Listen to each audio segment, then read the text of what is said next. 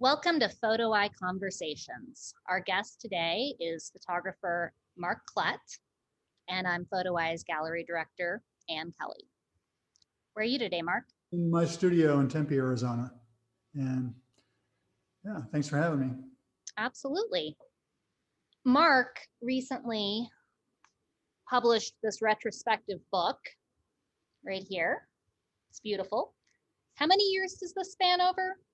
40 years. It's kind of, yeah, it's kind of embarrassing to say that, but yes, it's a 40-year retrospective.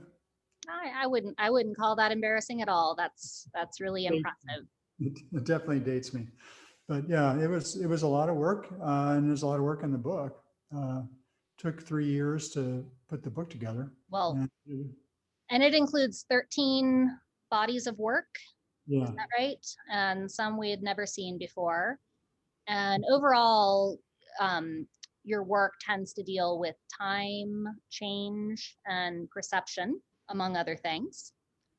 But before we started recording, we were having kind of a brief conversation about time and the different ways that you show that in your work.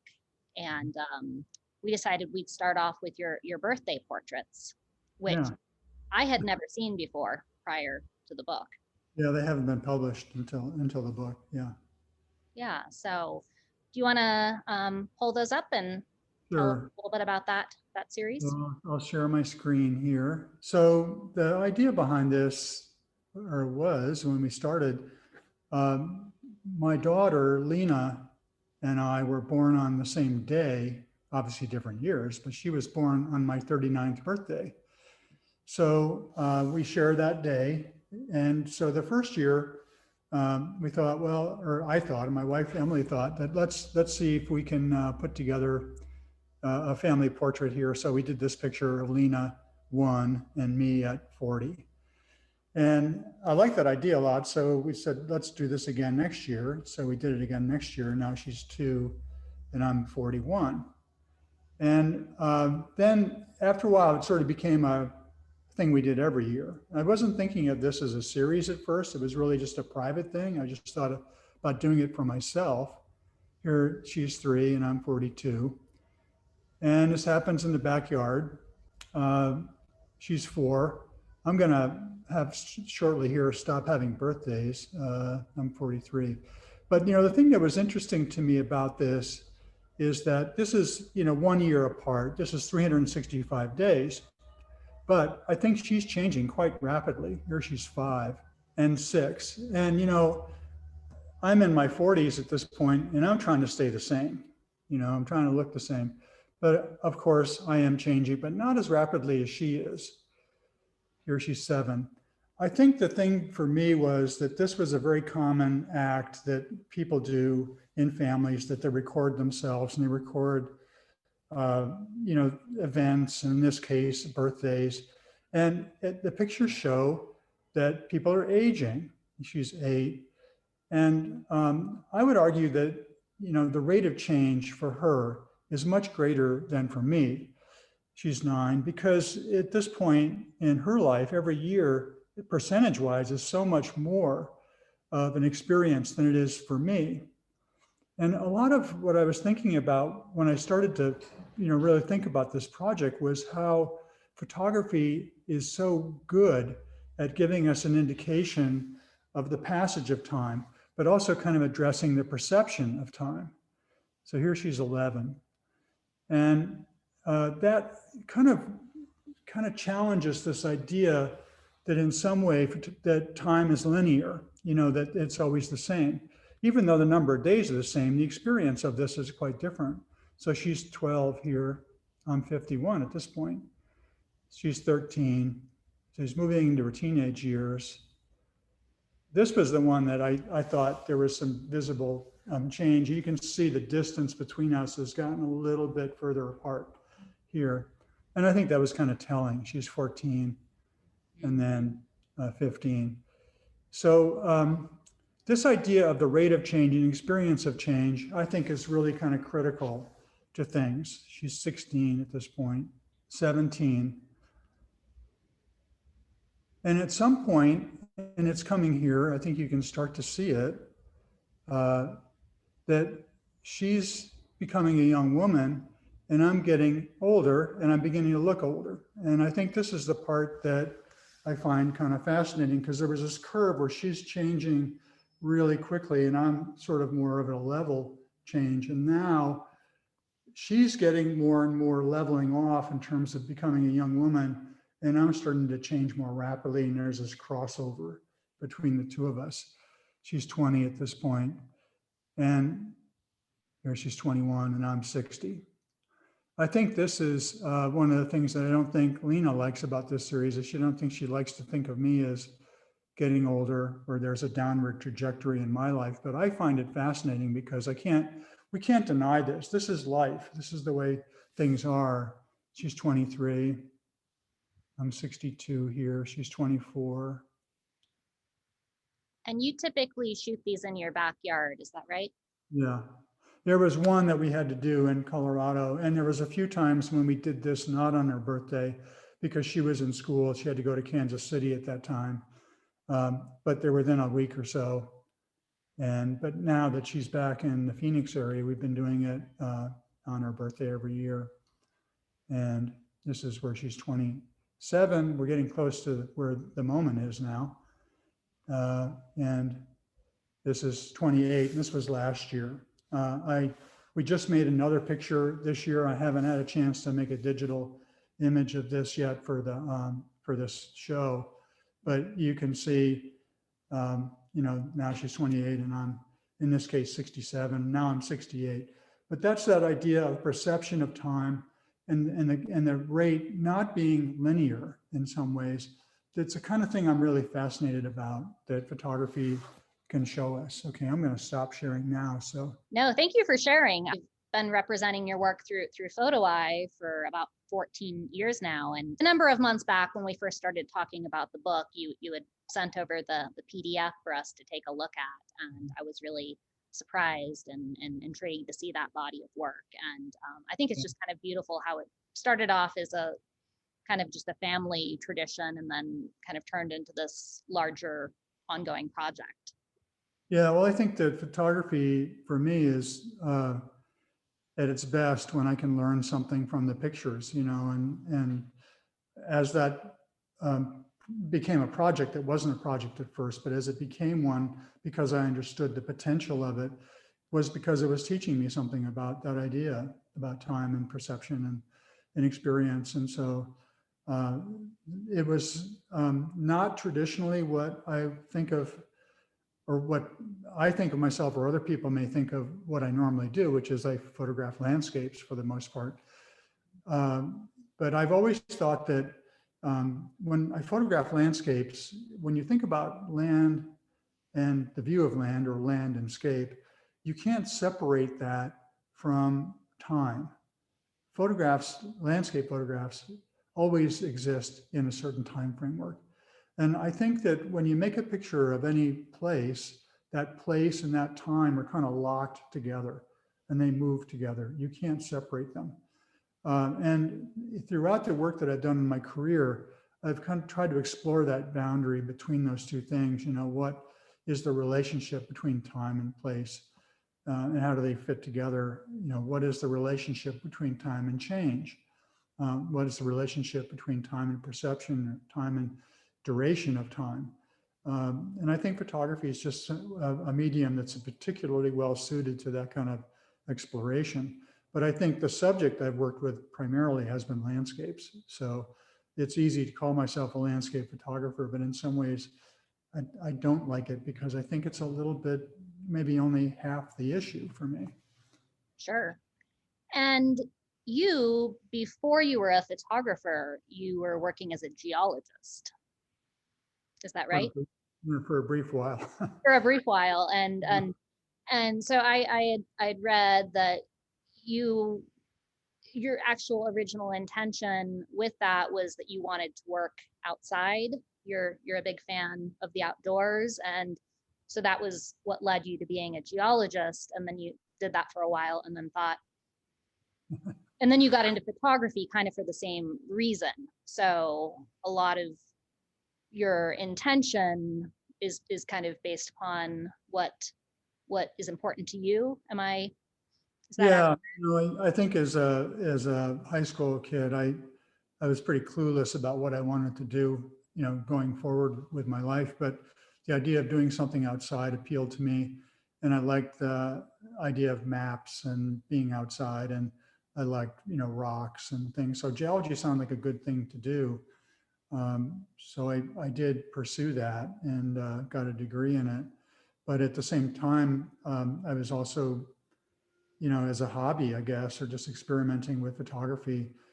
And as an undergraduate student, the school I went to, St. Lawrence University, at that time, they didn't have a photography class, but a bunch of us got together and we taught each other, and we really got interested in it. We had a dark room and we learned on our own, and I just loved it. I thought photography was great. I had a geology professor who was very supportive of mixing the concept of art and science together, and really encouraged me to think about science, but also to express my creativity in ways that I could. So I had to make a decision at the end of the time I was in school. Did I want to go forward in geology or in photography? And I had an opportunity to apply to a graduate program at the Visual Studies Workshop. And I was really lucky that they took me, I think. And if I think back on the portfolio I submitted, I don't think I would ever made it today, but they took a risk on me. So I jumped fields. I just went from one to the other. But I did work in geology in the summers for the U.S. Geologic Survey to earn enough money to go to graduate school. So I pursued that. So I love those stories. I kind of love how you end up, when you learn things like that about an artist, a photographer, and then you really start to see it more in their work, or it kind of adds layers to the work.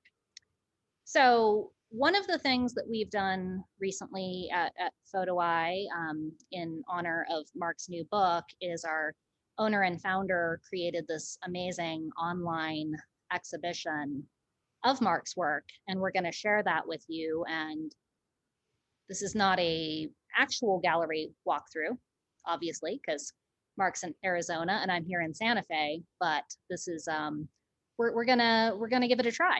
So I'm gonna, and some of the things we were just talking about, you definitely are gonna see coming up here. You can go to our website, photoeye.com. It is, there's links to this in multiple places on the website. And there's some text between the different segments, starting off with the photographic survey. And you want to tell us a little bit about this project? Yeah, well, this was my introduction to landscape photography. When I finished graduate school from Visual Studies Workshop in 1977, I went to work on this with a couple of collaborators, Ellen Manchester and Joanne Verberg. The idea was that we were interested in this concept, which we called rephotography. I mean, that's not a word that's in the dictionary because we kind of made it up, but the scientists had used this term repeat photography. And what they meant was if you take a picture like this, which was made in 1872 by Timothy O'Sullivan, and you try to go back to the exact same place and set the camera up in exactly the same vantage point, which you see in the next picture, then you get a comparison between this earlier picture and the new picture, in which you can look at things like change. So you see quite a bit of change here, right? There's a lot of tracks in there that weren't there in the first view. If you go back, you can sort of see it's undisturbed land there. But then if you go to the one that was done in 1979, you see all this disturbed soil because people are running their dirt bikes and their ATVs and stuff up there. And so this is a place called Teapot Rock in Green River, Wyoming. So it kind of acts as a model for the rest of the project. I mean, here's the premise, you go, you find this historic image. In this case, these are pictures taken by photographers like O'Sullivan and William Henry Jackson, and go back to the same place and make a new picture from the same location. Now, we called it rephotography because we wanted to acknowledge that it was more than just like retaking a picture that you think like a robot could do. I mean, the photographer has choices. This is a great example because this picture by Timothy O'Sullivan, you look at it and you go, oh, this is a good example of a 19th century survey photograph. It was done for the scientists. They even put the ruler in there so you could see how big this inscription was. It's an inscription, an inscription rock, or El Morro in New Mexico. And it's called Historic Spanish Record of the Conquest. You can see it's 1526. But you don't often think about, well, what did O'Sullivan have to do to make this picture? So if you go to the next picture, the rephotograph of this, you see the same inscription, but oh, it's quite different because in O'Sullivan's picture, it's dark. The letters are dark. They're like black. And here they're light.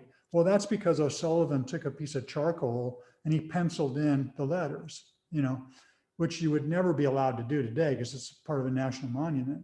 And then if you look back at the O'Sullivan, you'll notice that there's an agave down below the ruler and it's all cut. He took a knife or a pair of scissors and cut the agave leaf that was hanging in the front. And you go to the new picture and you'll see that there's another agave growing there, but we couldn't touch it, of course.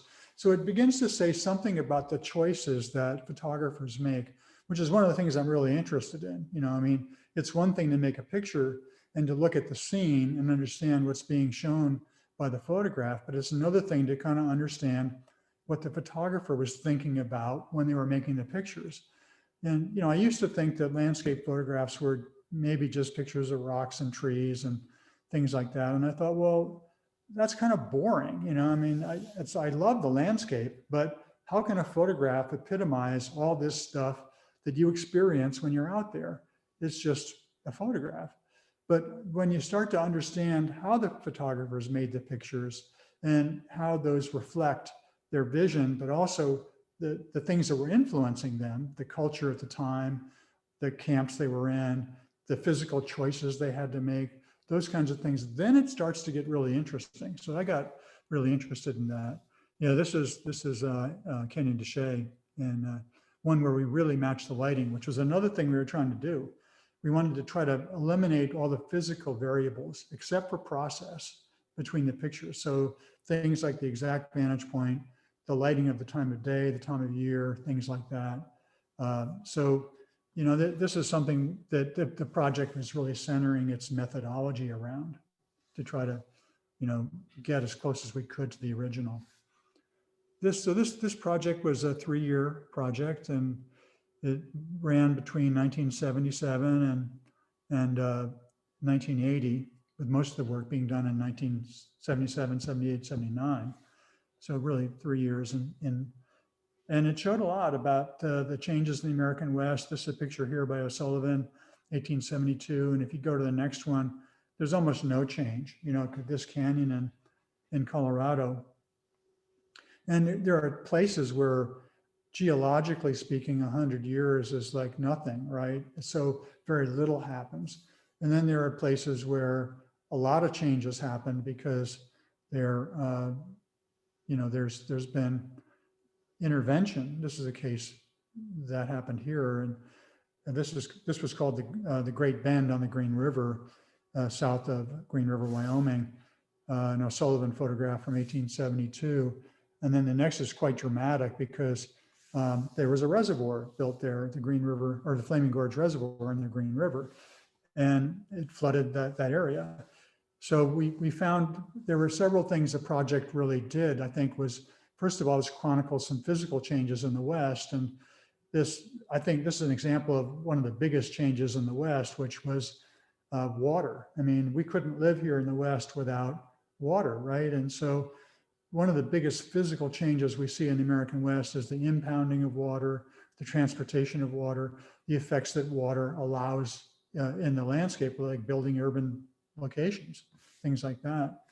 So that's one of the big changes. There are others, but this was I love this comparison because it shows that things don't always work the way you think they do. This was a place O'Sullivan photographed below Virginia City, Nevada. And I think what he called it quartz mill near Virginia City. And I think what this was a place where they separated the ore from, to get the metal out of the ore, had to smelt it down. So it's a smelter, I think, originally. And once they were done with it, I think they physically just moved it. But you look at the new picture, or the one that we did in over 100 years later, there's just nothing there. It's completely gone. And I think it was a reminder to me that not everything progresses uniformly in the West, that we always think that things are built more and more and more, there's more, and it's always successful. But actually, there's a lot of things that kind of retrench themselves in the West, and a lot of things that aren't successful. And I think that's a reminder of that, this pair.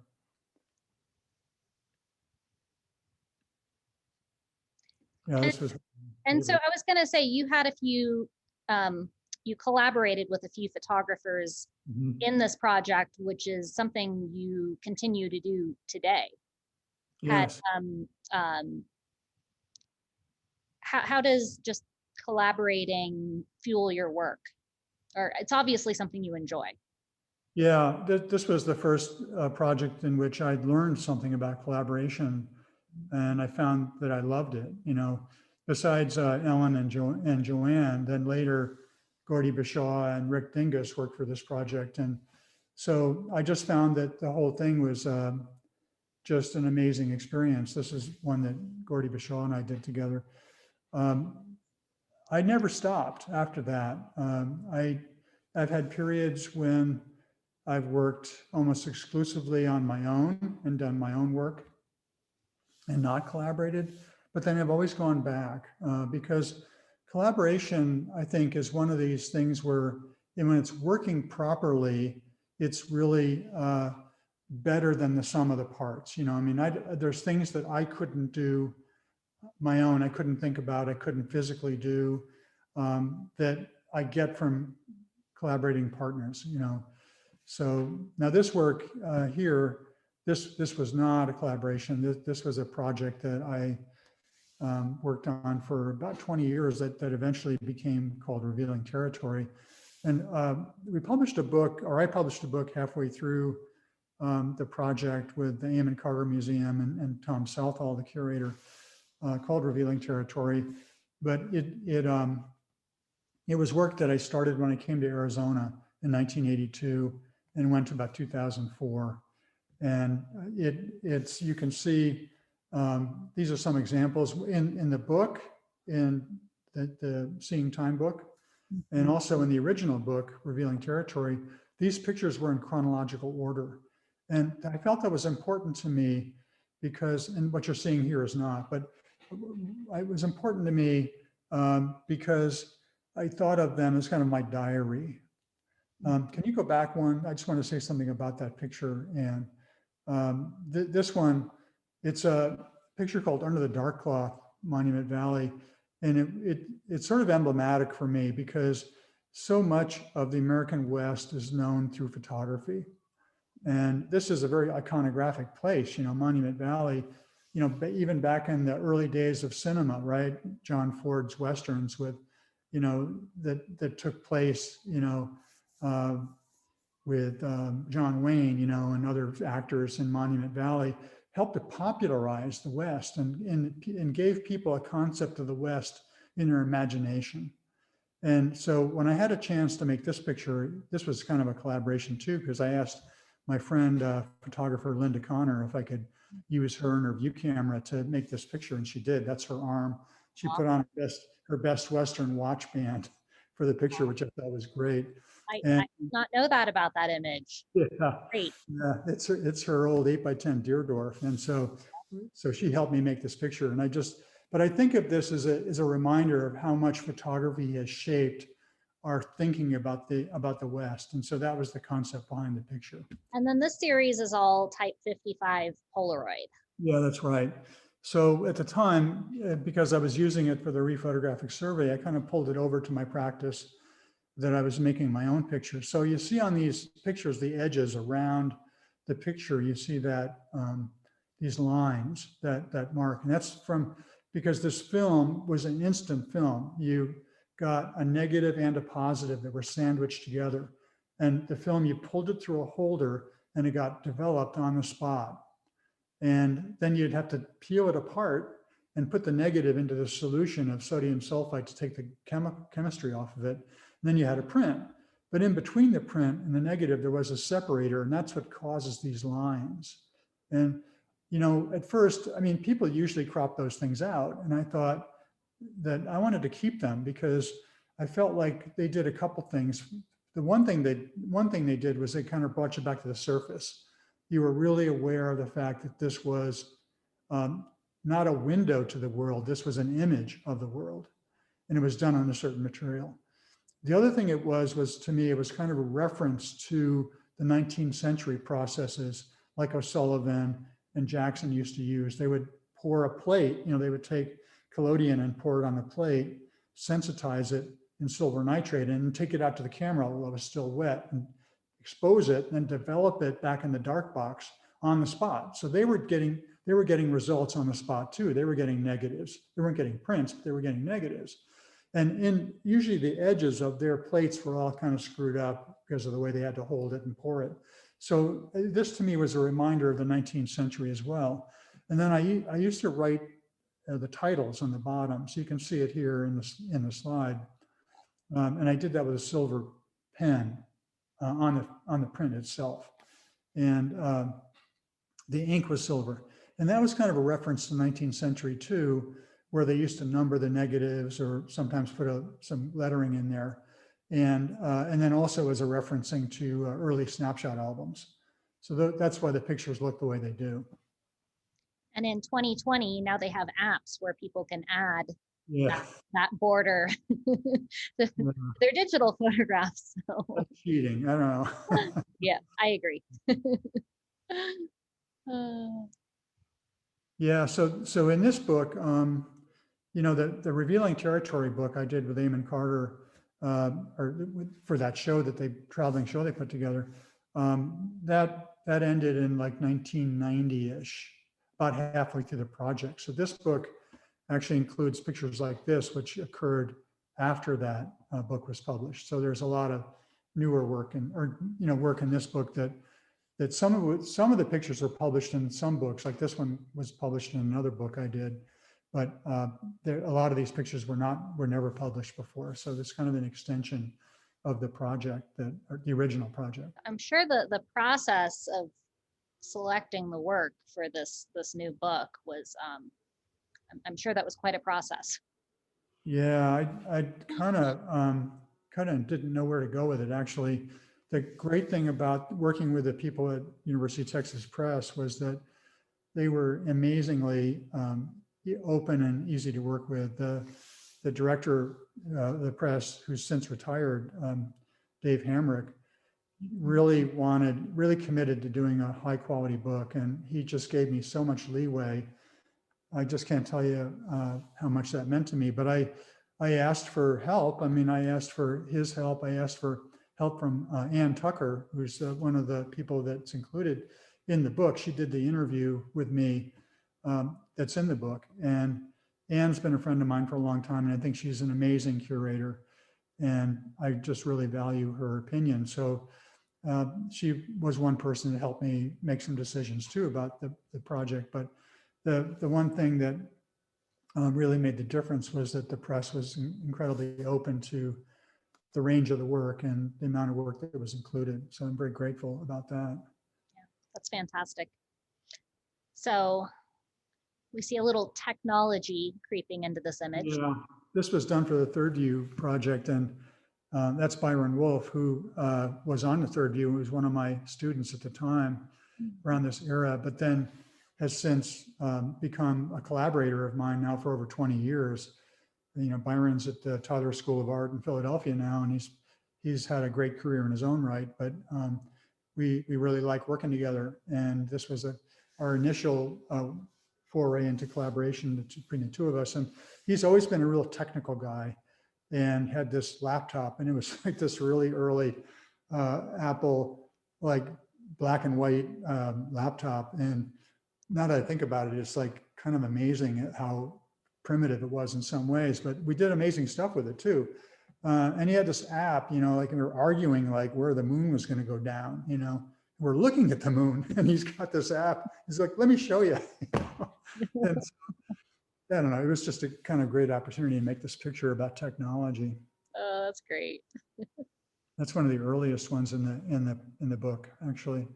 When I was driving down to Utah, or down to Arizona from Utah, and it's one of the images in the book that's a solstice picture. So it was on 6/21/82. I used to make pictures every solstice. That was one of the things that I felt was important. Ritual. And this much later picture that from the Black Rock Desert, I was working on a project with the writer Bill Fox, who's at the Nevada Museum of Art, the Center for Art and Environment now. And we were in Black Rock and doing a project, and this was early morning. It was a self-portrait, actually. I had a very long timer. Mm. And Wow, yes, you did. And I ran fast. So we recently did our staff favorites selections from this exhibition, which was really difficult. And so I had to pick two, and this was one of the two that I picked. I'm glad you did. I like this one a lot. Yeah, like I said, I've been hiking in the Southwest and New Mexico for about 20 years now. So even though this is a self-portrait of you, I can relate to it. So I think that's one of the things that's amazing about photography in general and this picture. Yeah, well, thanks. And actually, that's a great read or that was the kind of read that I would be hopeful for, because, the reason why I've liked to include people, and sometimes myself, in this case, because I was handy, or parts of someone or parts of myself, is because I've seen that as a way as the figure, as a way to become the surrogate for the viewer. So what I would like in that sense is for you to put yourself in that place. I think one of the problems with landscape photography for me is that a lot of times it looks like a window to some place that you're not at. So you can stand there and kind of look at it, and it's someplace and you're in another place, and there's a separation between the two. And so it's hard to be empathetic about that. I mean, it's hard to see yourself caring about it or being in that place. But I think the use of the figure has historically been one way that photographers have, gotten people to think of themselves being in the scene, to break down that barrier. So I've been really interested in it, and I've used it quite often. And I feel that it helps to, get people to understand what it's like, to be there. Yeah, that's how that was my experience with it. So, and you mentioned you're in a number of the photographs, but like this one, but I can't do it all the time. If I do it all the time, it gets too formulaic. But right. But you're there, so yeah. Well, this one was kind of cool because it was, we were in Mexico at the Pinacate Preserve, and I was actually doing a workshop at the time, and I got up in the early morning, and then my shadow was being projected, from the cone of this lava cinder cone, and then I could navigate myself in a way that the shadow got projected onto this young saguaro. And it's a fairly young saguaro. I'm just guessing there, right? So I don't really know how old that saguaro is, but saguaros they can live to be a couple hundred years, and they might be 70-ish before they grow their first arm. So this is a saguaro that's fairly young. So I figured it wouldn't be uncommon for this saguaro to be in the 40 to 50 year range, which was closer to where I was at that time. So I figured it's close enough. But I wanted to project myself and identify with that. We have more to say about saguaros, and I don't know if that'll come up later, but I can There talk. is a section Yeah, yeah. featuring them. Yeah, this was, I think this was actually the first picture in the book, because it's early on when I went to Phoenix, and was trying to figure out where the heck I was. But it's called Man Behind Creosote Bush. And at first, a lot of times people don't see the person behind the bush. Once the title clues them in, they see it. But it's a self-portrait. That's me behind the bush. So was kind of like a good picture to start with, my kind of introduction to the Southwest. Well, and that's another interesting thing about this series for me as well, is you had just moved there. So I feel like you're photographing it in a different way initially because it's all new to you as opposed to somewhere you. Yeah, and I think photography was a method of exploration, getting out. I mean, this came from a river trip, for example, on the San Juan in 1990. And, I'm just looking for, I was really compelled by seeing signs of human presence in the Southwest. And, even if this was not mine, but I mean, it could, even if it was contemporary or historic, a lot of the times in the Southwest, signs of human presence don't go away very easily because we have such a dry climate, and that things stay, with us for a long time, especially in the desert. Tire tracks will last for a long time because they don't go away. There's not vegetation or rain to kind of get rid of it. This was an early one too, called Car Passing Snake. This was one about time, like the difference between human time and, animal or, natural time, and the speeding car going past the snake on the road. I mean, we're caught up in our own vision of what time is, and it's kind of like the birthday portraits. We measure time in terms of our experience, but the landscape measures time in different ways, and the animals, I think, experience time in different ways than we do. And we've got a nice selection of Mark's prints hanging in the physical gallery, in addition to this online exhibition. And this is one of those images. It's a beautiful silver gelatin print. Yeah, so this is, what I was saying about people leaving their marks on the landscape. And so certainly that would include things like petroglyphs. In this case, one at Saguaro National Monument in Tucson. So I was, photographing all kinds of human signs, I guess. This is where we get our power, a lot of it. The Palo Verde nuclear generating station west of Phoenix. I went by it and there was this plume of smoke coming out of it. And, this was, people, this was I'm trying to remember when Chernobyl was. I think it was in 86, but it might have been after this. But there was this period when, the whole idea of nuclear power brings a little bit of anxiety to people, thinking about this. I was driving by this thing and there was the sun and this plume of steam coming off of it and this contrail, and it sort of epitomized every kind of anxiety you had about nuclear power. And you've written before that, in your opinion, human interaction really becomes part of the landscape for you. And Yeah, you definitely well, yeah, see that image in particular. yeah, I mean, it's certainly, I think ever since the new topographic exhibition at the George Eastman House in 1975, which I saw in person, curated by my now retired colleague, Bill Jenkins, it announced the idea that the landscape is really, we can't separate the idea of human intervention from the landscape. So for the last over 40 years, we've really been thinking about landscape as having a human component. The relationship between human beings and land have been the topic for the great majority of, I think, contemporary landscape photographers since that time. And I've been influenced by it too. This was called plywood teepees. Not that the Native Americans who lived near Meteor Crater used to use teepees, but they built them to announce the gift shop there at the Meteor Crater. I always wondered about that one. I wasn't sure. Yeah, nobody actually lived in those. They were fake. Nice and subtle. Yeah, I think some of these are, I mean, they're just kind of, some of them are just kind of an appreciation of the place. I mean, I just love that. That's one of my favorite places in Arizona, northern Arizona, Marble Canyon area, then the Priya Plateau. Um, but there was this great little sliver of a moon. Campsite reached by boat through watery canyons. There's an irony to that, right? Because it's Lake Powell. And that lake is created by the flooding of Glen Canyon, which is the subject of a book I do later on, if we're going to get to that or not. But this was my first picture of Lake Powell, and I can't deny that I didn't have a good time.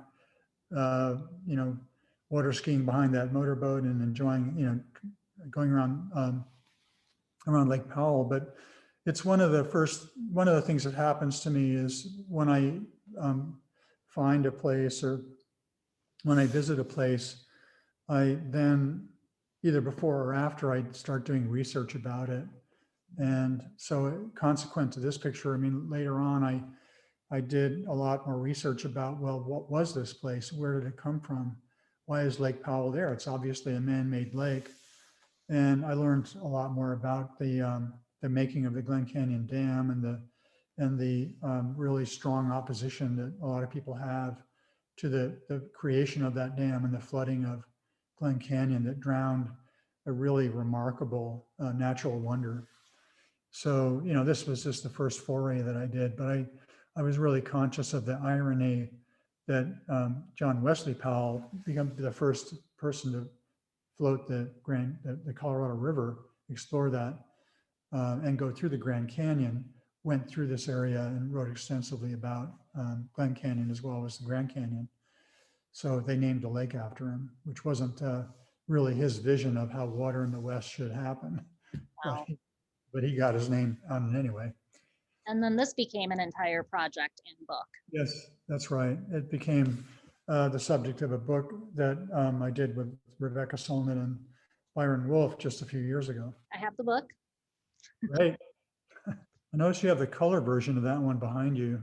We There's do. I two was I was versions of, gonna I was gonna ask about that. There's a few images yeah, that you have in both black and white and color.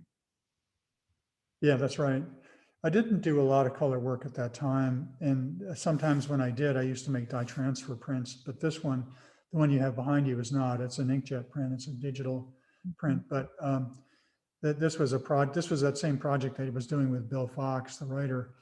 And we went back to Pyramid Lake. And at that point, I don't think they allow you to do this anymore, but at that time we could camp right on the shore near the tufa knobs at the pyramid. So we did, and that was the view out of my tent in the morning. So I just love the way that the tent kind of framed the pyramid in the background. The light was really spectacular.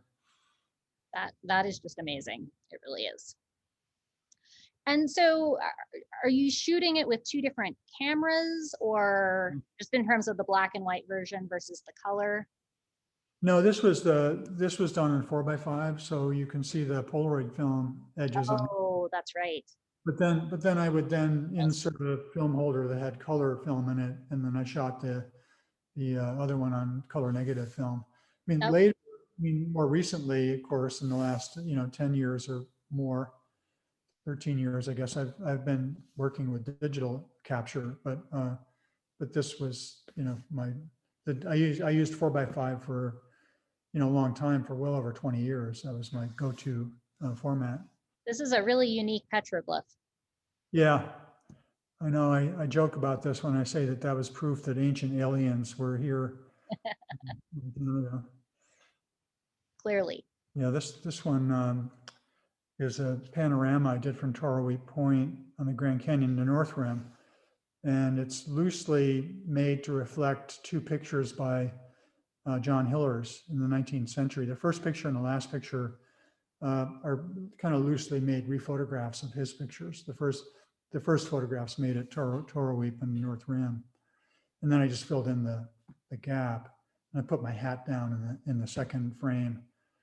It also chronicles the sunset. So the sunset happens about halfway through the panorama. So it's kind of moving around I was moving around the point about 100 yards or so and making pictures and putting it together to create this panorama. Yeah, and this was a triptych at Lee's Ferry. the rocks. Yep. Yeah, so third view was kind of the recreation of the rephotographic survey. And that's when we went back to some of these places, like here, this is the Pyramid Lake again. So you see the first view from O'Sullivan in 1867, then the second view in 1979, which was done for the rephotographic survey, and then the third view, which was done for the third view project. And this is where Byron Wolf and I started to work together. And there, the other people on the project were all my graduate students. They're photographers. We had Kyle Bajakian and Toshi Ueshina, Michael Marshall. And then we had the writer, Bill Fox. That's where I met Bill, and he contributed to the text of the project. We went to Virginia City again. This is O'Sullivan's 1868 view. And then we have the 1979 view where they've strip mined it. So that's a rephotographic survey.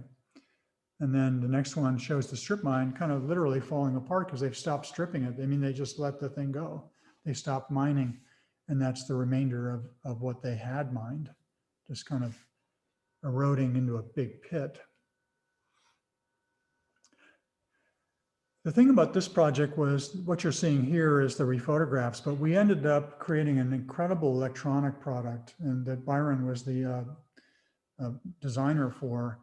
And it was a product that you actually were able to navigate around these images and see animations and see videos and hear sound and do all these incredible things. We made panoramas like this one, which you could navigate around and in through. This is one that we did for a vantage point that William Bell did on the Grand Canyon. And it's a 360 view. And so we created all these incredible made for computer type animations and things that we put together in a DVD that's in the back of the book. You can still get that book. I don't know if you have it in the store or not, but it's still available. I suspect we do. And if so, we'll include the link to check that out.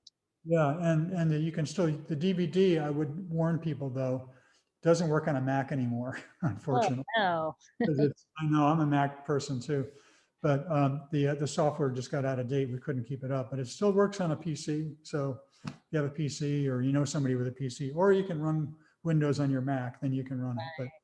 But the DVD and the book is incredible. I just want to say. We'll keep going because I think we had other projects here. I think you were going to the next one, Yosemite. Yeah. So this was another collaboration between myself and Byron Wolf and Rebecca Solnit, the writer.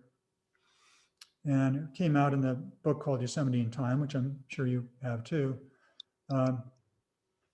So this took rephotography to a different level, you know, where we're used to taking pictures and we had the older picture and the newer picture. But in this case, we're really moving through space a lot, and we're combining historic pictures into the same image. Like in this case, a panorama made by, or we made the panorama, but the two pictures on the ends were made by Edward Muybridge. And we're just kind of filling in the gap. And there's Rebecca in the picture twice because we did it over 2 days.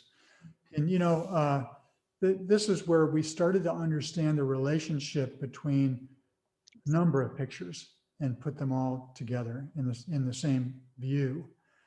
So it was actually a really eye-opener project for me. I learned a lot from it. This was a collaboration too between myself and Bill Fox, the writer. And it centers itself on, although this picture is made in Japan, it really centers itself on a location on the border of Nevada and Utah called Wendover, where at one time they had the biggest air base in the world, and they trained in World War II, was secret, and they trained the crews how to eventually drop the atomic bomb. The crews were not told what they were doing. They were just training for some unknown mission. This comes from the Peace Museum in Hiroshima, and this is an image of a watch that was stopped at the moment of detonation of the bomb when it was dropped in 1945 and destroyed the city. And so what happened was I was kind of inadvertently following the bomb, and I didn't know it because I had a fellowship to live in Japan with my family in 1995 for 6 months. And while we were there, we did some traveling, and we went to Hiroshima. We left Japan. We went to Tinian and Saipan, where the bomber took off and dropped the bomb. And eventually I kind of found all these pictures that I had been making inadvertently that had to do with the atomic bomb. So when Bill and I started this project, and I realized we were at the place where they trained these people to do that, it was kind of an amazing thing. And so we ended up with a book really about the training of the atomic bomb. And that's what this book was. We called it The Half-Life of History. So the pictures you'll see in the project, are from Wendover for the most part.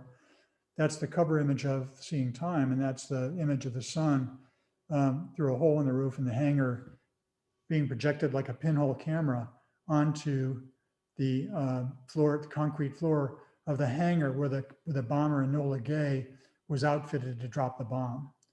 The image of the sun appears a lot in this work, the next picture as well. And it's kind of an image, the sun is kind of the image for me of nuclear, power. And also it's a image of the sunrise, the Japanese sunrise, their flag. And so it reappears a lot in the work as a reminder of that moment when the bomb went off. And Bill's text, I think, really masterfully talks about the history of the atomic bomb and the moment that it was dropped, and what the book is ultimately about, which is a kind of reckoning for the act of doing that. So that's one of the last pictures in the book, and it's this thing I found in the desert. It's like this American history book that somebody threw out there in a desert. And it's kind of like sometimes we throw history away, right? We don't think about, it's a history that we don't want to think about. Let me put it that way. We don't want to, we have one narrative that we say about the bomb, and that was it was necessary. And we're not trying to argue that we should or shouldn't have dropped the bomb. What we're trying to argue is that we need to recognize that we did it and accept that as a kind of a really fateful act of the 20th century. This was a project that was not published before. I call it Time Studies. I did this in 2004. I think it started in 2003. It might have ended in 2005. These are very small prints. I know you've had some. You have some, I think, there at the gallery. They're probably 7 by 9 inches. They're silver gelatin prints. They're toned. They're hand toned. That's what gives them their color. They're kind of split toned. And I did these as a kind of way to think about exposure and what I thought about as duration of time. So this is like the moon and the sun rising over a period of one evening and a day. And so I was trying to figure out ways to capture longer bits of time, anywhere from 10 minutes to 2 days on one exposure. So it really had to be done on film, and I did it on film. And this one, 7:30 to 9:45 a.m. I think it says. Yeah, this one was overnight in the morning. So are you camping when you're making this image? Yeah. And I love the scale of these prints. Yeah, they're small and more intimate. And I tried different sizes, and I realized that these just didn't want to be big. They really felt like they had to be smaller and something you could sort of hold or get close to. And so I hadn't published these before, but I've always liked them. But I thought that the idea of time that was part of this work was really appropriate for the book. Yeah, this is a project that Byron Wolf and I did on the Grand Canyon, and it sort of takes up where the Yosemite in Time book leaves off. And instead of doing it in Yosemite, we moved to the Grand Canyon.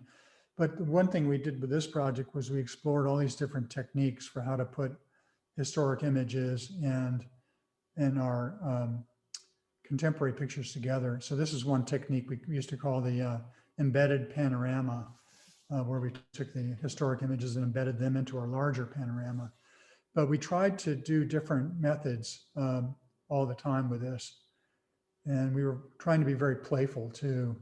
This is a view from a view that incorporates a picture of Thomas Moran, the painter, which you see here in this half of a stereo card. And we would go back to where he was looking and, you know, make an extension of the view.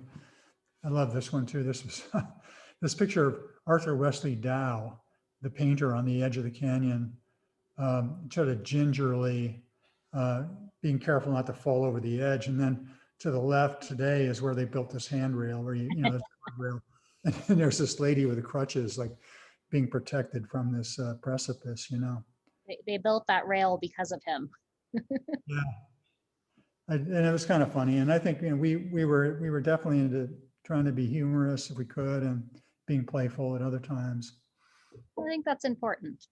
Oh yeah. No, I just loved working on this project. I hated when some of these projects I kind of hate when they end because like I just want to keep going. But you know, at a certain point you have to just say enough.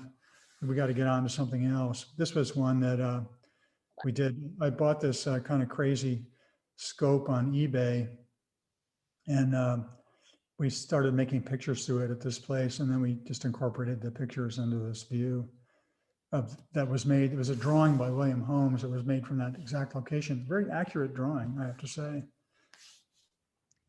So how do you know when your projects are over? Yeah, that's a good question because I don't think there's one set answer to it. I think if it's just me working, then sometimes I just get to the point where I think it's diminishing returns, you know, where maybe I'm not getting as much fun out of it as I used to, or I maybe have made as many pictures that I think now I'm just repeating myself. If it's with somebody else, then you have to think about things like schedules, you know, are they working on another project, or they have enough time to continue this project, or, you know, can we all get together to do field work, or, you know, so it just kind of depends. But at a certain point, projects always kind of get to a point where, you know, it's like, okay, that's probably enough. And, you know, it just varies from project to project, you know. Well, and Yeah, then when you're collaborating, it's got to be that conversation as yeah. opposed to when Yeah, I mean, this is an example of that. I mean, we started this project in 2011, and you know, it was a project to go back to where Elliot Porter, the photographer, made pictures in 1963 for the book called "The Place No One Knew," and see what we could find that was left of Glen Canyon. And we couldn't find much because it's all underwater, but we made pictures that the idea behind this book was to reference another book. We referenced Porter's The Place No One Knew, but to think about the changes that have occurred in this location. I mentioned the dam earlier and the drowning of to create Lake Powell, which is what this is, the drowning of Glen Canyon. And this is like the frontispiece for the book here, this sort of dagger of light that sort of goes from top to bottom because the canyon's really underwater. And the thing that about the collaboration was that you know, Rebecca Solnit was really busy, you know, during a lot of this time period. So we had to work in the field work, and we had to work in eventually the book into her schedule, you know, because she was doing a lot of other projects. So that's one reason why it took so long. This, I think we ended in 2016. And, you know, it might have been a few years shorter if everybody had more time to concentrate on it. But after a certain point, you know, you can't keep going. But it eventually got done. I'm really pleased. I'm really excited by the book. I think, you know, this is a Radius press book, and I think they did a phenomenal job on it. And so we were making pictures that that referenced the kind of ideas and that Porter was working on. His book is a kind of elegy for a place that was going to be drowned. And ours is a reflection on a place that was drowned. And one thing that Rebecca makes very clear in the text is that this lake is starting to go down. You even see here in this picture, the kind of what they call the bathtub ring on the rocks, because the water's dropping. And it's dropping because of climate change and drought. And this lake may eventually never fill back up again. And so it's kind of an elegy to hubris in a way. And did we ever need the lake? And so it's a statement about climate change. It's a statement about grand schemes to control nature that didn't work out. And Rebecca's text is just really great. It's just really brilliant. And, I think it provides that message overall. So the pictures are meant to be more poetic than a lot of pictures that I've made. Both Byron and I made these pictures. It's a collaborative work. We don't put our names on them. I mean, I know which ones I made. He knows which ones he made, but we don't present them as our individual pictures. They're presented as our pictures. So I think it's really to be seen as a collaboration. This is kind of an interesting thing because this is the end of the lake where the lake is the end of the lake where the water is dropping sediment the most rapidly. And you see here this pile of sediment kind of at the dead pool where the water you see in the distance is the lake, and what's up in the front is just the sediment. Then the next picture shows 2 years later. I think you have it. Yeah. And it's incredible what's happened in 2 years to that same location. So this is rephotography, but it's, in the end, this is what we understood about the lake, was that given enough time, Glen Canyon will be a canyon once again, that the processes of nature are still at work and they're still creating and carving a new canyon out of this. Not in our lifetime, perhaps, but eventually this will be a canyon again.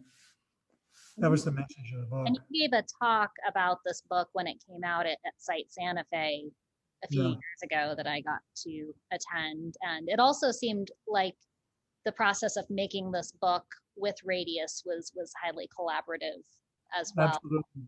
Yeah, and that's one of the things that I've really loved about working with Radius and with David Chickie in particular at Radius, because I think he is really good at helping the book become a book.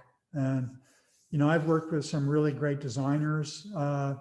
David Skolkin, also in Santa Fe, is a phenomenal designer. I love working with David Skolkin, but David Chickie as well at Radius, because I think he helps to craft the book. And we really needed his help, I think, to figure out how to put this particular book together.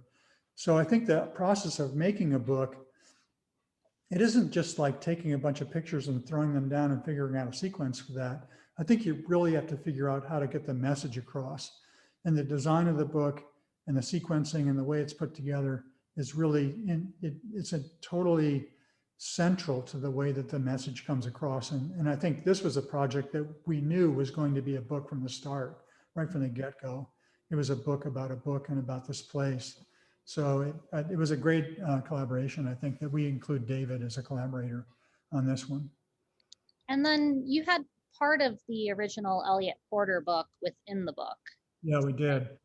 We just felt it was really important to try to reproduce some of that work, because since it was a book from 1963, a lot of people might not have seen that book.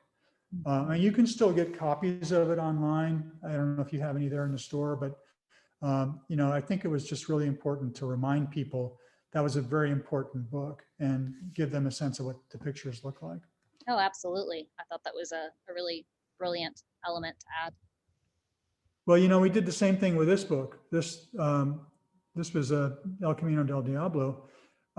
This was also a reference to another book. So, a lot of my work, the earlier projects that you mentioned, they were rephotography projects where I was rephotographing earlier pictures, right? So Drowned River and El Camino del Diablo were books not repeating historic pictures, but referencing historic texts. So in this case, this is a place, it's a route really through southern Arizona called El Camino del Diablo, the road of the devil, the devil's highway.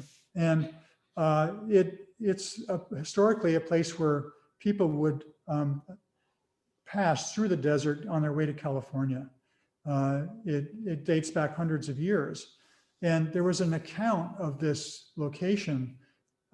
This fellow named Raphael Pompelli, who was in Arizona in 1851, he wrote a book called Across America and Asia. And the first 60 pages of this book are about the Camino del Diablo. And he was a mining engineer in Arizona. And at the time in 1851, and as he left the state, he escaped, literally being pursued by Mexican bandits through the Camino. And he writes about this. It's an incredible read. And we felt that we had to reproduce the book. So because the book wasn't copyrighted anymore, we actually reproduced the book, the beginning 60 pages of Pompelli's text in this book so you could read it. And it's an amazing read. My wife, she started reading it and she like couldn't put it down. You know, it was like, so these pictures are about this place. They're pictures of this place, this Camino location, but they are also meant to reference Pompelli's text. Pompelli writes about Arizona being this lawless place where everybody was killing each other. The whites were killing whites because nobody was stopping them. The Mexicans were killing whites because they were being treated like peons. The Apaches were killing everybody else because they were getting invaded. And so he has this really dim view of the social conditions of Arizona in the 1850s. And then today, you're seeing here, for example, this unexploded ordnance on the Goldwater bombing range. A lot of the Camino is now in a military reservation. It's the Goldwater bombing range. It's also part of Cabeza Prieta National Wildlife Refuge. It runs across some Native American reservations, runs across Mexico, but it's a highly militarized area with a border patrol crossing daily on the Camino all the time, looking for smugglers, looking for immigrants.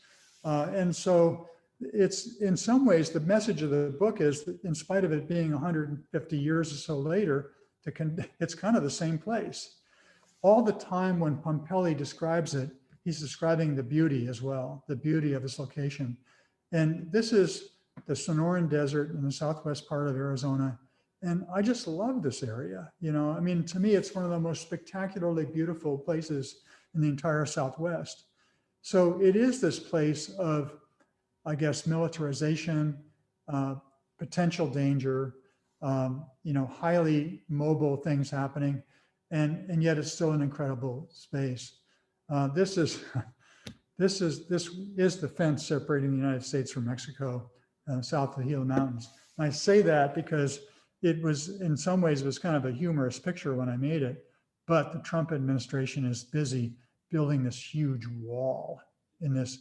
I don't know if they've reached this location yet, but there are other places I know west of there, which are gorgeous, incredible locations that are being destroyed by this wall. I mean, they're literally taking bulldozers going up the hill and putting this 30-foot wall and destroying this place.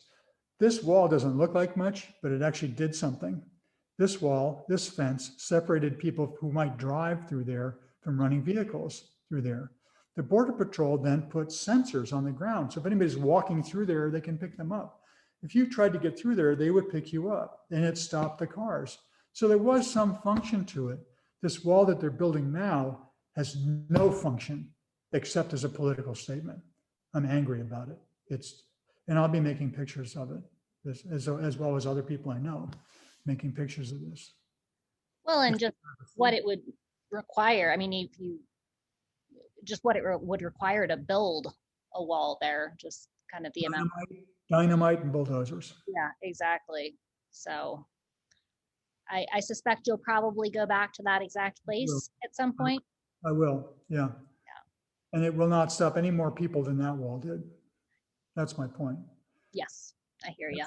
That's the Border Patrol cutting sign along the Camino. So they'll drag the road with tires and make it nice and flat and smooth. So if anybody walks across it, they can see the footprints.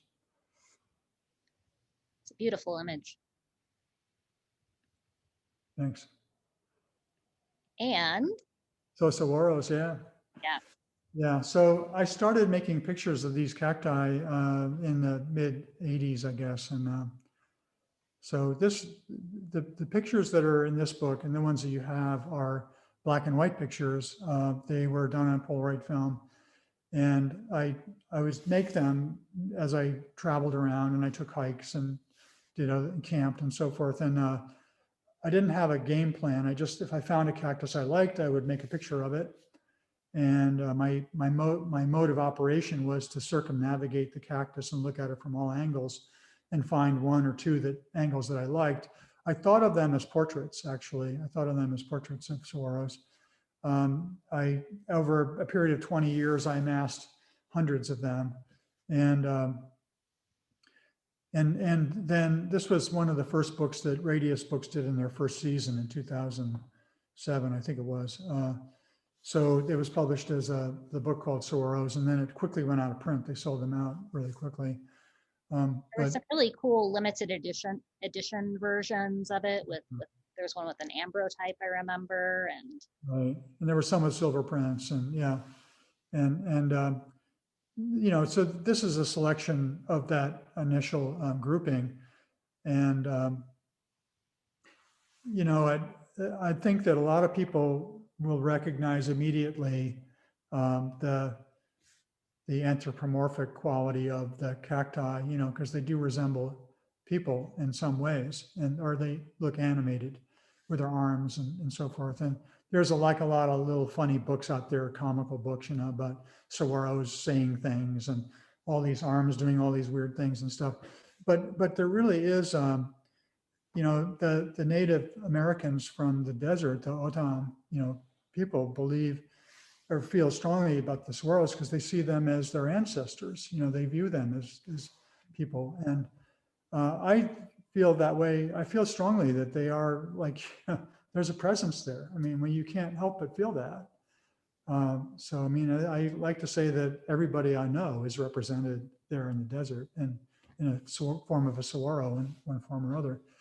And so this was a group that I felt really strongly about. I was really happy to publish it eventually. And I haven't stopped. I stopped making the black and white pictures of saguaros, and I've started a new series of saguaros, you know, in color. And I have quite a number of them now, you know, hanging some on my wall behind me, for example. This is stereo pair behind me. So I'm still making them, and it's an active series for me.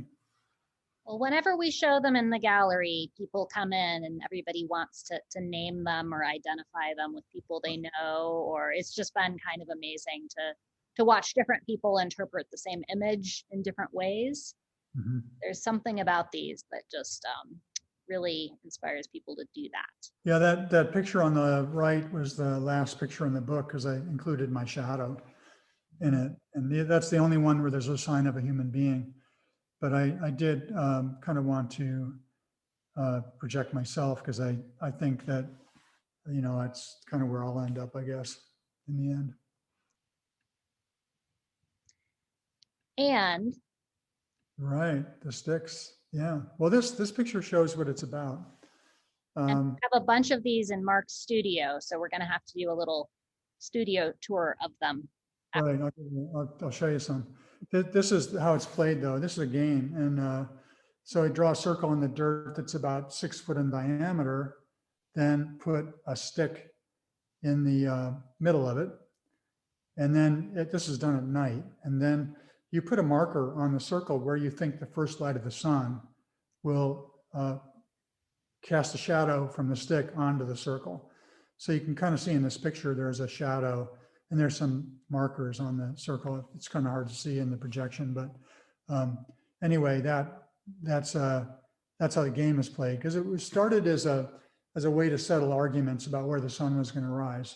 So, you know, photographers, you know, if we're out there camping, I mean, I always get up before the sun because I want to see the sunrise and I want to look at the light and the color. And so we would argue, like, where's the sun going to come up? And I said, no, it's going to be here. It's going to be over there. And so this was a way to settle that argument. And initially, I would just take any old stick and put it down there and just throw it away. But then later, when sitting around the campfire, I start to carve the sticks, or I would find things like artifacts, you know, and then I would adorn them on the sticks. And then so eventually I started keeping them. So it's been about, well, 20 years now, I think, at least, maybe more. And so now I've got hundreds of them. So what happened was Ann Tucker, when she interviewed me for the book, she came to the studio and she'd never seen them before. And she was like, oh my God, what are these? These got to go in the book. And I said, well, I love these things, but I don't know if it belongs or not. But so we decided to, you know, add them into the book. And I'm really glad we did. I think, and it appears in the essay that the interview we did, because I think in the end, they're really time markers too. It's a time of where the sun comes up, and there are a lot, some of them are made out of saguaro ribs, a lot of them, like this one, or that's a root, I guess. But they're kind of, I guess, really, they're symbols of the desert. This was a installation I did at a SETI gallery here in Phoenix, and it's 100 of them put on the wall. And that's how I like to see them. I like to see a lot of them, you know. So you are a sculptor as well, or? I mean, I hesitate to claim the title because I'm not skilled. And, you know, I mean, my tools are a knife, like a pocket knife and a Leatherman. And, but I do like it, you know, and so I have to, I guess, acknowledge that I'm doing it, you know, it's that I am making things that are sculptural. Sure, So, absolutely. Maybe you had intended to actually include them in an exhibition or a book. They were just something you kind of help but do, just kind of happened naturally. Yeah. So let's look at I'm going to stop the screen share. Do you want to show us the ones? Well, I've got a wall over here that you can sort of see. I put some of them up. I've actually put them, you can see on the top of the studio here, they're kind of like all over the rim of the studio. To look around here. And then I've got some on the opposite wall over there. Then I've got like pots filled with them and stuff. But they, you know, they're made out of various things. So let me see if I can angle this properly. Like these materials here, like this is a can that I found at a site of where a migrant died in the desert of thirst.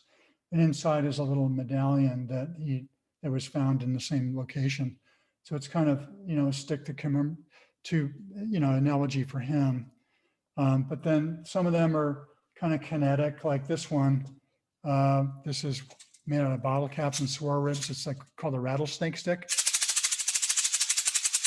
It makes noise, and, you know, and so some of them are carved, you know, like this one is one that was carved from a piece of ironwood. It has a top that lifts off, that inside is a piece of sap from the elephant tree that's very aromatic. And this one kind of came from it's kind of like a weather balloon or something. It's got a little light that lights up, and if you can see it, a little light, red light. Oh yeah.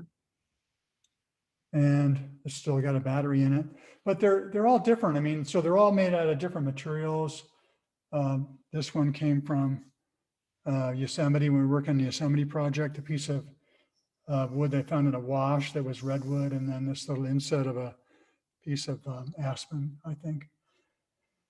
Yeah, so they're kind of markers of a journey, really, you know, and they're things that I found when I was out camping, and so each one's unique. And the most recent ones I've got on the floor here because I've got a place to put them right now. So these are ones I just made the last couple months, and in some bring cases. These back out to play the game, or would you create a new one? No, I create a new one every time. Yes, yeah. So each one, so they also represent time, and yeah, they represent the moment of that particular camping trip and the place and the stuff that was found there. Yeah. Great. I haven't been very good at writing down where they were, so I forget a lot of times where they were from, but I could generally tell you where they were from, like Sonoran Desert or Utah or someplace like that. Yeah. Can we see those color cactus, the color saguaros? Yeah, so these are actually, it's hard to tell the scale in the image you're seeing, but they're about 4.5 feet wide and about 6 feet tall. And that's a stereo pair. And I have this viewer over here, this wooden viewer that's kind of an earlier version of a Wheatstone stereo viewer. And if you stand back to where you see both of them, which is about 20 feet away. I guess that's about 15 feet here, or 20 feet. Then you look to the viewer, you see that in stereo. So I've been sort of interested in stereo photography recently. I've got some stereo viewers here. These are commercial stereo viewers they were used for aerial photography. I've been making stereo views for that because I think stereo is historically it was a really important thing in the history of photography, right? Did I know And that your father had a stereo yeah, camera growing up? yeah. Yeah. My I can't show you this, unfortunately. There's a slide in there that I have, but it's from a picture my dad made. I could send it to you. Actually, you could probably segue it in. Yeah, email it to me. We'll share it in here. Yeah. Well, my dad bought a stereo camera in 1949 before I was born, and he used that camera exclusively until 1984 to make family pictures. So my whole childhood is on stereo photography, and so I thought it was normal for people to look at stereos, you know. Oh, yeah, everybody's family photo albums are. But you know, in the 1950s, it was kind of a craze, you know. So it was a kind of a craze in the late 19th century, and so a lot of the survey photographs in 1860s and 70s were made in stereo. It was a craze in early 20th century where you know, people bought stereo viewers and bought Keystone views and looked at them, and then it became you know, kind of a craze again in the 1950s and 60s. So. And you know, today we can look at stuff on electronically, you know, in stereo form. But I think it's a fascinating part of photographic history, actually. Oh, absolutely. I definitely think so. So we have gone through almost the entire online I know it's a expedition. lot of work. It's an extensive show up on the website, so everyone can go back later and spend a little more time with it. You know, maybe listen to Mark talk about it, and then you can view it in your own time. We were almost towards the very end of it, so we got to see these in your actual studio. That was amazing. Thank you. Pre-Arizona. This is a little bit out of sequence here because most of the sequence I think you had is kind of chronological. But I did, there was a point in time when I began to make my own landscape photographs, and that was the result of working on the rephotographic survey for years. And I was living in Ketchum, Idaho, and these are photographs from that period, around anywhere from 1979 to 1981. And so I called it Pre-Arizona. That's Joanne Verberg, who was in the rephotographic survey project, showing her bruises from a skiing accident. And you know, so these were the early pictures I made and they were pictures of friends. Dave Wharton, friend of mine, and a neighbor at the time. And, you know, this was sort of my life. And it was a way for me to kind of get used to the materials, but also incorporate my practice into my daily life and thinking of it as kind of diaristic. So that's what these pictures were from. There were not a lot of them in the book, but I think it was very important to me to make them. This is actually one of the first ones I did on my own. It's called the First Camp of the Season. And it was for the rephotographic survey, but it was my own work. So it was one of these first pictures I made for myself that came out of the rephotographic survey project that led to the work later in Arizona and so forth. So this is kind of the initial work, yeah. And so when the book came out, we were trying to have a book signing with Mark, but the current times made that a little bit complicated. So our very dedicated owners of PhotoEye, Rickson and Vicky, decided to go to Mark for the book signing. Yeah, that was great. You know, Perfect.